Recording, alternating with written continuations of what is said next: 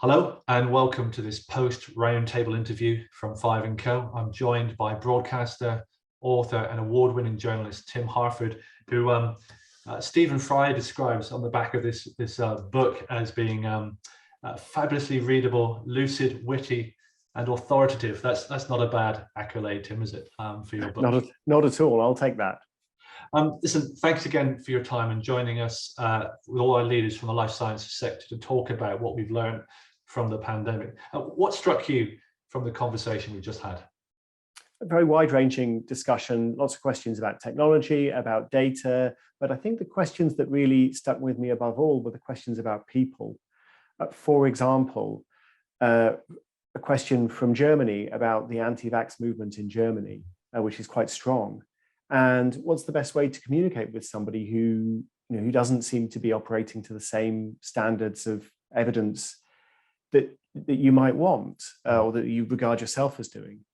And the advice that I gave is you really need to engage with people in a respectful way and find out about their reasoning process. It's very tempting when you encounter somebody who you are convinced is completely wrong to bring the facts, to bring the data. But these people have the facts, they have the data, they just don't believe them. So you're not going to get anywhere. You're just reinforcing what they already believe. If instead you're asking questions, oh, okay, that's interesting. So what is it exactly that you believe? Why did you come to that conclusion? Oh, you found out about it from this newspaper article or from this person on Twitter. Why do you believe that newspaper article or that person on Twitter rather than this other article or this other person on Twitter? What is it that makes them more convincing to you? And these are real questions because I would hope, to understand the answers. Now, I think if you can have that kind of conversation, you're already making progress because you're building some bridges and there's more of an atmosphere of respect. What might be a bonus is that people will sometimes talk themselves out of strange positions because as they come to try to explain themselves to you, they realize, actually, this isn't as compelling as it seemed. This actually starts to seem a bit ridiculous. It might happen, but I wouldn't bet on it. But another thing that might happen is you might learn something that you didn't know. You might become aware of evidence that you hadn't considered. And that's a result as well. But whether one thing happens or whether the other thing happens, at least there's a conversation being had in a spirit of genuine engagement and respect. And that at least is better than what went before, even if nobody changes their mind. That's really helpful.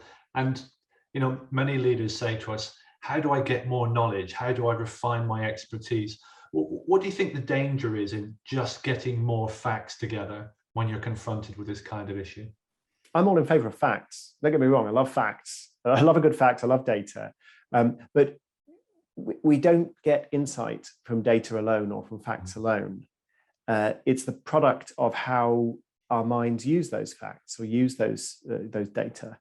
And very often we're able to convince ourselves of absurd things because that's what we want to believe. Things that we hoped to be true or things that might be useful in some arguments that we want to win. And if you think about human beings, I mean, we're social creatures. It's often more important to win an argument in a social setting than it is to actually be right. So we devote a lot of attention to that. And so my advice is, fine, get the data, get the facts, but look at yourself. Look at your own filters, your own biases, your own emotions. What is it that you desperately want to be true? Why do you want it so desperately to be true? And are you fooling yourself? Because there's no, as Richard Feynman, the physicist, once said, there is no easier person to fool than yourself. Yes, and I practice that all the time. So one question for me is that very often our leaders are confronted by masses and masses of data and they have to communicate this to teams. So why are we going here or why are we going there? The office is closed, the office is open, we're going to home, we're working at home or we're going to work. What's your advice for leaders when they're confronted with so many facts and so much data? What would you say to them? Well, I think good communication starts with what are you trying to achieve and who you're talking to. It doesn't start with the facts. Just start with what kind of message are you trying to convey, and then having thought about the message that you need to convey, then you can think about the facts that are required to support that message, and what's superfluous and what isn't. But you can't be cherry picking. You can't be concealing data points that don't quite suit the message. You've got to give people all the data. So that's a really fine line to draw.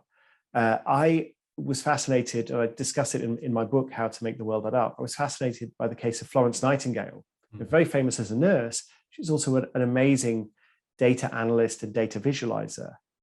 And she once said, statistics should be the driest of all reading. Just keep, she also said, we want facts, facta. So this insistence on dryness, this insistence on facts alone. And yet at the same time, the paradox is she produced some of the most amazing, compelling pieces of visual storytelling that were devastating to her opponents and revolutionary in terms of public health. So all what's going on there, and for me, it's that attempt to walk that line. Get the facts straight, get all the facts, don't hide anything. But at the same time, think very hard about your message and communicate it in the most powerful way possible. If you can do both of those things, not easy, then you're walking in the footsteps of Florence Nightingale, who saved possibly tens of millions of lives by doing so. So they're big shoes to fill, but it's worth trying. That's great, thank you. And speaking of your book, I love reading the 10 Commandments, very interesting list. I've got my favorites. Do you have a favorite of your 10 Commandments? Is there one that's like a golden rule or something that you think we should all pay attention to? I think the golden rule is to be curious. And it's very easy to say that. And we all say, oh yeah, I'm curious. But actually most of us are not curious about most things.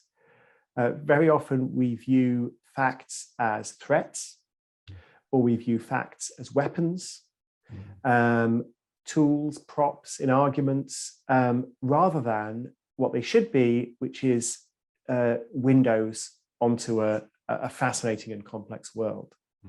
So if every time you see a new piece of information, a new claim, new article, new graph, what you say is, what can I learn from this, rather than how can I use this?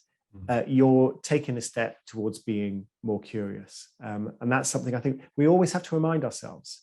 It's not, curiosity is a natural state of being for toddlers. It's not the natural state of being for adults, but we can always regain that. And I think we should try. That's really helpful. And talking of curiosity, one last question for myself.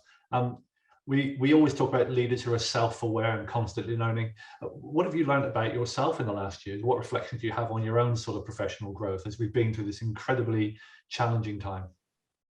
I think I've learned to try to keep learning. Every 3 months or so, I know this sounds very nerdy, but every 3 months or so, I try to take a step back and say, okay, what was I trying to do? Who was I trying to be? Did I succeed? What needs to change? And it's amazing.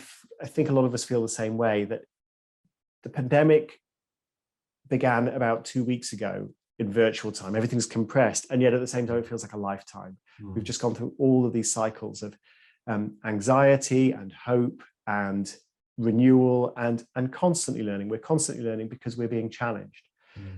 So the lesson for me is to keep that process going, and hopefully one day we'll be through all this and we won't be constantly challenged by the fear of death and economic annihilation, and we'll be able to hug each other and all of those things.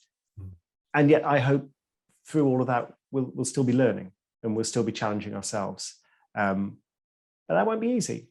I suspect that the complacent hug of the sofa will beckon, but I hope I won't lose it completely. It's a great thought to end on, isn't it? Change is inevitable, learning is optional. Tim Harford, award-winning broadcaster, author and journalist, thank you very much for your time, and Merry Christmas to you. Merry Christmas.